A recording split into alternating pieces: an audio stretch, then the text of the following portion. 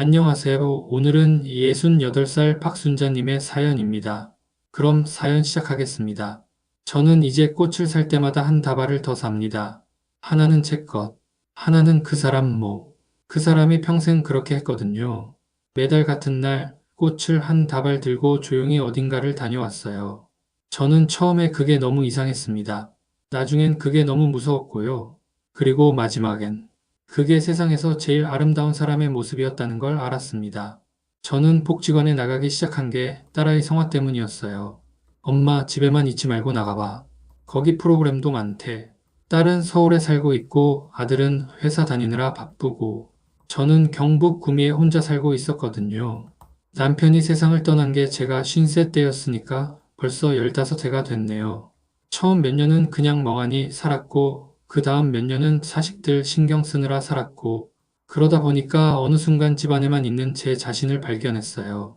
냉장고 문 열었다 닫고 텔레비전 켰다 껐다 창문 밖 내다봤다가 다시 주방으로 돌아오고 그런 하루들이 쌓여가고 있었거든요. 복지관은 걸어서 10분 거리였어요.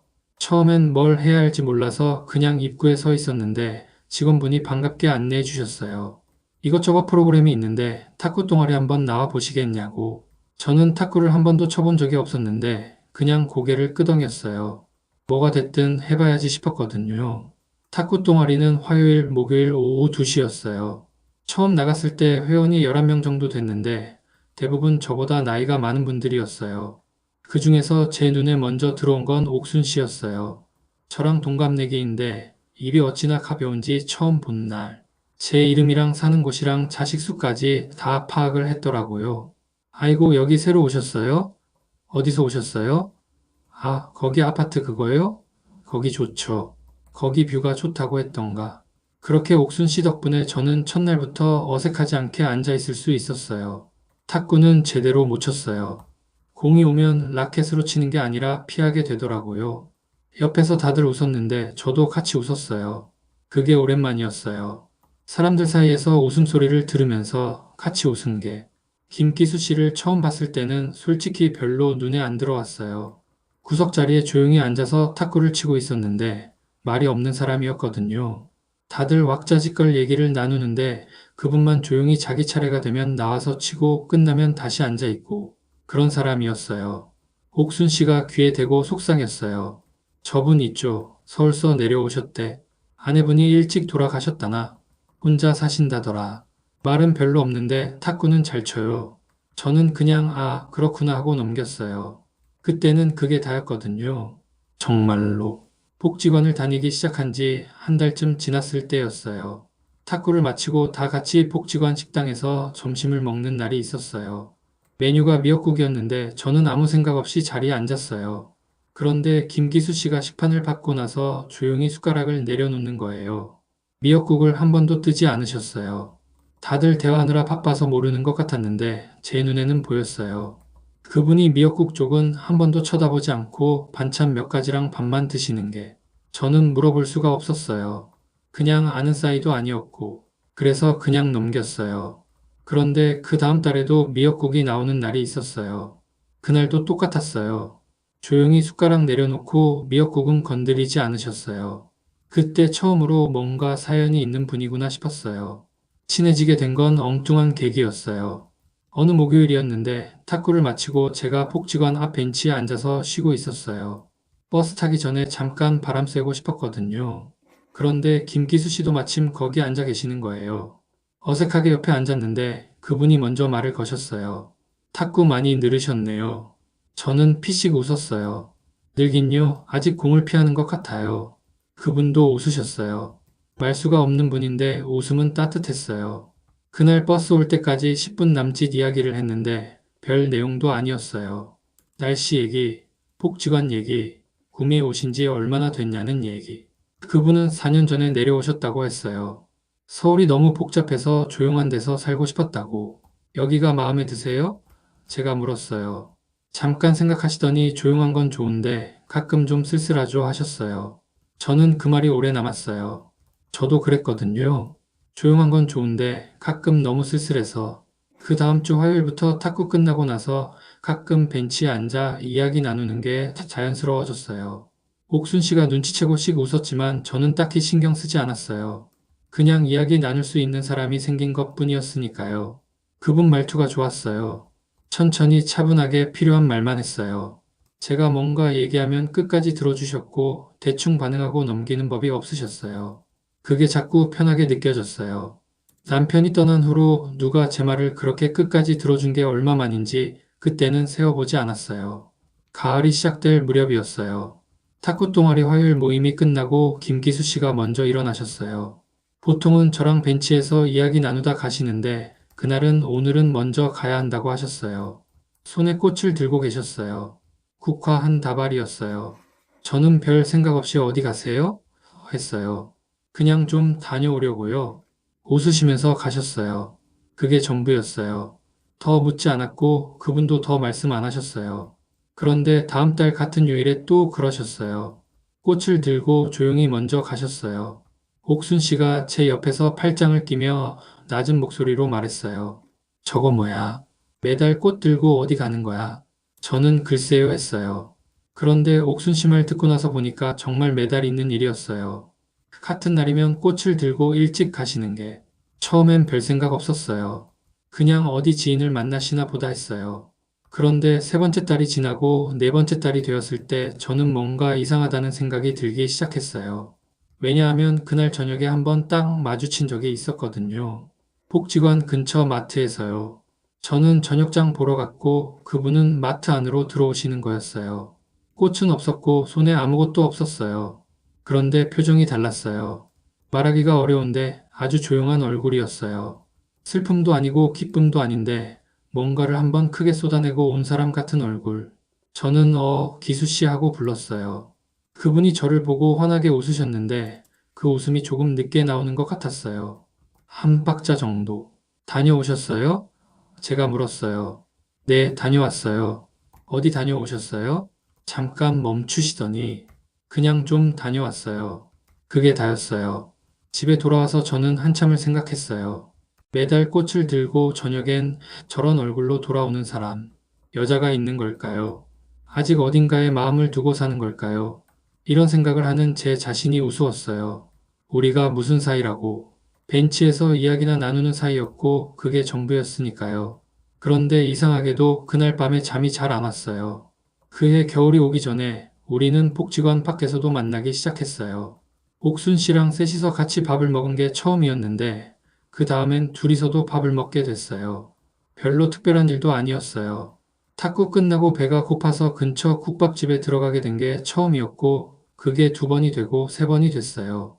밥을 먹으면서 많은 이야기를 했어요. 저는 남편 얘기를 처음으로 다른 사람한테 해봤어요. 남편이 어떤 사람이었는지, 어떻게 세상을 떠났는지, 처음 몇 년이 얼마나 힘들었는지, 자식들한테는 할 수 없는 이야기들을요. 그분은 끝까지 들어주셨어요. 중간에 말 자르는 법도 없었고, 그러게요. 힘드셨겠어요. 이런 형식적인 말도 안 하셨어요. 그냥 들으셨어요. 그리고 잠시 후에 본인 이야기를 하셨어요. 아내가 암으로 세상을 떠났다고, 많이 힘들었다고, 서울에서 더 이상 살기가 싫어서 내려왔다고, 이 동네 오셔서 많이 외로우셨겠다고 제가 말했어요. 그분이 국밥 숟가락을 잠깐 내려놓으시더니, 외로운 건 어디나 마찬가지인 것 같더라고요. 하셨어요. 그 말이 또 오래 남았어요. 우리는 많이 비슷했어요. 먼저 떠나보낸 사람이 있고, 자식들은 각자의 삶이 있고, 이제는 하루하루를 찾게 살아가는 것. 겨울이 왔고 우리는 이따금 전화를 하게 됐어요. 탁구 없는 날에도 문자가 왔어요. 오늘 날씨 춥더라. 밥은 드셨냐? 이런 것들. 옥순 씨가 어느 날 저한테 팔짱을 끼며 말했어요. 야, 너네 사귀는 거야? 저는 무슨 소리야 했는데 옥순 씨가 몰라. 나는 그냥 좋아 보이더만 하고는 먼저 가버렸어요. 그날 집에 오면서 저는 내 마음이 뭔지 한번 들여다봤어요. 솔직히 좋았어요. 그분 이야기가 듣고 싶었고 그분 목소리를 들으면 마음이 편안했어요. 밥 먹을 때 밥이 더 맛있었고 탁구 치러 가는 날이 기다려졌어요. 그게 뭔지는 몰랐는데 좋은 건 맞았어요. 근데 그 꽃이 자꾸 마음에 걸렸어요. 겨울 어느 날이었어요. 탁구 모임 날인데 김기수 씨가 늦게 오셨어요. 보통은 일찍 오시는 분인데 그날은 거의 끝날 즈음에 오셨어요.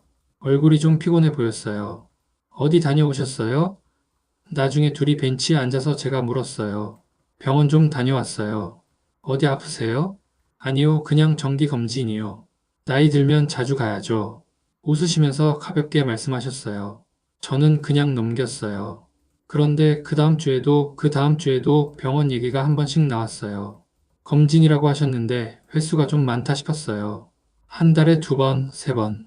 어느 날은 문자로 오늘 탁구 못 갈 것 같아요. 병원 일이 좀 길어져서라고 오기도 했어요. 저는 뭔가를 물어야 할 것 같았는데 물어보기가 조심스러웠어요. 혹시 별로 좋지 않은 말을 듣게 될까봐 그게 더 무서운 건지도 몰랐어요. 그 무렵에 딸한테서 전화가 왔어요. 엄마, 요즘 잘 지내? 복지관은 계속 나가? 응. 거기서 뭐해? 탁구 치고, 사람들이랑 밥도 먹고, 좋다. 친한 사람 생겼어? 저는 잠깐 멈췄어요. 뭐, 이야기 나누는 사람이 있지. 남자야, 여자야? 딸이 웃으면서 물었어요. 저는 어이가 없어 하고 넘겼는데, 딸이 진짜야? 엄마, 괜찮아. 좋은 분 있으면 엄마가 행복하면 되잖아 라고 했어요. 그 말이 의외였어요. 막아설 줄 알았는데, 전화 끊고 나서 저는 오래 창밖을 내다봤어요. 그 겨울 하늘이 참 맑았어요. 봄이 됐어요. 어느 화요일 탁구 모임이 끝나고 그분이 또 꽃을 들고 일찍 가시려는 거예요. 저는 그날 용기를 냈어요. 기수 씨, 혹시 매달 어디 가세요? 꽃 들고 여쭤보고 나서 후회했어요. 너무 들이민 건 아닌가 싶어서요. 그분이 멈추셨어요. 저를 보셨어요. 한참을. 그리고 같이 가시겠어요? 하셨어요. 저는 뭐라고 대답해야 할지 몰라서 그냥 고개를 끄덕였어요. 우리는 버스를 타고 외곽으로 나갔어요. 한 20분쯤 갔을 거예요. 작은 마을 어귀에서 내려서 언덕을 조금 올라갔어요. 거기 산소가 있었어요. 비석에 이름이 있었어요. 여자 이름이. 그분이 꽃을 내려놓으셨어요. 한참 거기 서 계셨어요. 저는 옆에서 조용히 기다렸어요. 나중에 내려오면서 그분이 말씀하셨어요. 아내 기일이 이날이에요. 저는 아무 말도 못했어요. 10년 됐는데 아직도 이날만 되면 오게 돼요. 오지 않으면 이상할 것 같아서 저는 그제야 미역국이 생각났어요. 혹시 미역국. 아내가 미역국을 잘 끓였어요. 기일에 꼭 그걸 끓였거든요. 그래서 냄새 맡으면 그날이 생각나서 저는 눈물이 날 뻔했어요. 참았어요. 내려오는 길에 그분이 말씀하셨어요. 정숙 씨한테 보여드리기가 싫었어요. 아직 이러고 있는 것 같아서요. 뭔가 폐가 되는 것 같아서 저는 말했어요. 폐요? 그게 왜 폐예요? 그분이 아무 말 안 하셨어요. 버스 정류장까지 걸어오면서 우리 둘 다 말이 없었어요. 그런데 이상하게 그 침묵이 불편하지 않았어요. 정류장 앞에 서서 그분이 말씀하셨어요. 정숙 씨는 어떻게 했어요? 남편분 기일에. 저는 꽃은 못 갖다 놨어요. 처음 몇 년은 너무 힘들어서 그냥 집에 있었고, 나중엔 자식들이랑 왔다 갔다 했고요. 그분이 고개를 끄덕이셨어요. 그래도 됐어요. 다들 방법이 달라서. 그 말이 위로처럼 들렸어요. 뭔가 오래 묵은 게 좀 풀리는 것처럼. 그 산소를 다녀온 뒤로 뭔가가 달라졌어요. 뭐가 달라진 건지 말로 설명하기가 어려운데, 그전까진 우리가 서로 조심하는 게 있었다면 그 뒤로는 조금 더 솔직해진 것 같았어요. 전화도 더 자주 왔고 만나면 더 자연스러워졌어요. 어느 봄날 비가 왔어요. 우리는 복지관 근처 작은 찻집에 앉아 있었어요. 창밖에 비가 내리고 있었고 차 2잔이 테이블에 있었어요. 그분이 창밖을 보다가 말씀하셨어요. 정숙 씨, 저 사실 병원 다니는 게 검진만은 아니에요. 저는 찻잔을 내려놨어요. 아내가 먼저 떠나고 나서 저도 검사를 받았는데 위에 뭐가 발견됐어요. 촉이라고 했어요. 치료받고 있어요. 저는 심장이 뚝 내려앉는 것 같았어요. 언제부터요? 2해 전이요. 2해 전이면 제가 알기 전부터요. 복지관에서 만나기 전부터요. 왜 말씀 안 하셨어요? 그분이 창밖을 보셨어요. 말하면 이상해지잖아요. 사람들이 달라지거든요. 괜히 조심하게 되고 측은하게 보고. 그게 싫었어요. 그냥 평범하게 지내고 싶었어요. 저는 뭐라고 해야 할지 몰랐어요. 지금은요? 어때요? 잘 조절되고 있다고 해요. 걱정은 마세요. 그리고 저를 보시면서 정숙 씨한텐 말씀드리고 싶었어요. 계속 숨기는 게 더 이상한 것 같아서 저는 창밖 비를 봤어요. 봄비가 조용히 내리고 있었어요. 머릿속이 복잡했어요. 무서웠어요.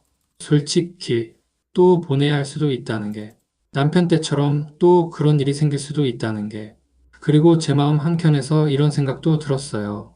그래서 어쩌라고. 이 사람이 싫어진 것도 아니고, 이 사람이 나쁜 짓을 한 것도 아닌데, 집에 돌아와서 저는 밤새 잠을 못 잤어요. 천장을 보면서 별의별 생각이 다 들었어요. 자식들이 알면 뭐라고 할까? 특히 딸이. 딸은 괜찮다고 했지만 이 상황을 알면 다를 수도 있잖아요. 그리고 저는 이미 한 번 다 겪었어요.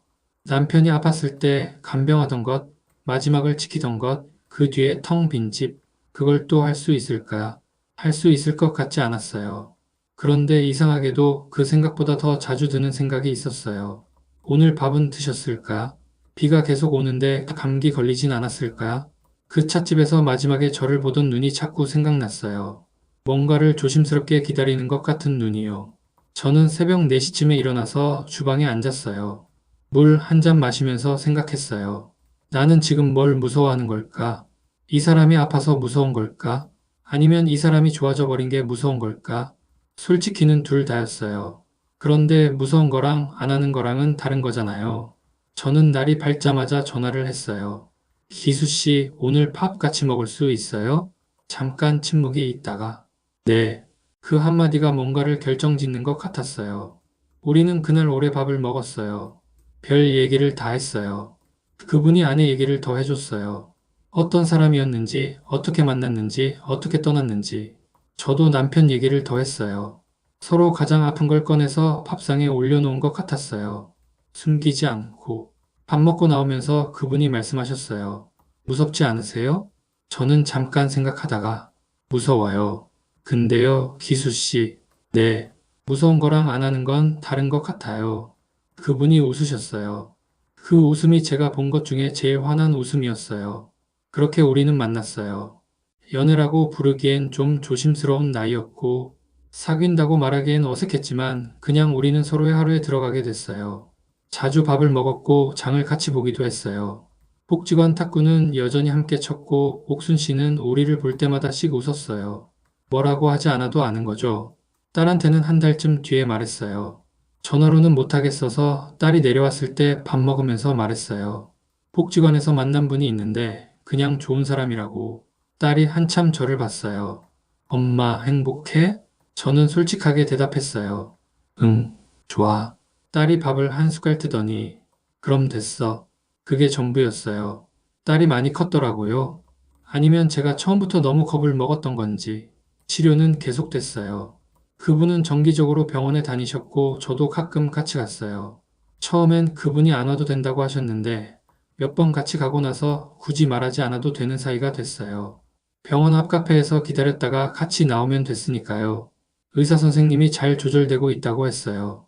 그 말을 들으면 저도 밥이 잘 넘어갔어요. 한 번은 그분이 이런 말씀을 하셨어요. 정숙 씨가 옆에 있으니까 병원 가는 게 덜 무서워요. 저는 그 말에 대꾸를 못했어요. 왜냐하면 저도 그랬거든요. 이 사람이 옆에 있으니까 하루가 덜 무서워요. 그 뒤로 2년이 지났어요. 여전히 우리는 매달 같은 날 함께 언덕을 올라가요. 그분 안에 산소예요. 처음엔 저는 입구에서 기다렸어요. 거기까지는 제가 따라가는 게 맞는 건지 몰라서요. 그런데 어느 날 그분이 같이 가요 하셨어요. 그래서 같이 가게 됐어요. 저도 꽃을 한 다발 사서 올라가요. 비석 앞에 서면 저는 뭐라고 해야 할지 몰라요. 그냥 조용히 서 있어요. 그분도 조용히 계세요. 한참 그렇게 있다가 내려와요. 내려오는 길에 그분이 한번 이런 말씀을 하셨어요. 아내가 좋아했을 것 같아요. 정숙 씨. 저는 뭐라고 해야 할지 몰라서 그냥 웃었어요. 그분도 웃으셨어요. 언덕 아래 작은 슈퍼에서 따뜻한 캔커피 2개 사서 나무 벤치에 앉아 마셨어요. 봄 햇볕이 좋은 날이었어요. 저는 캔커피를 쥐고 앉아서 생각했어요.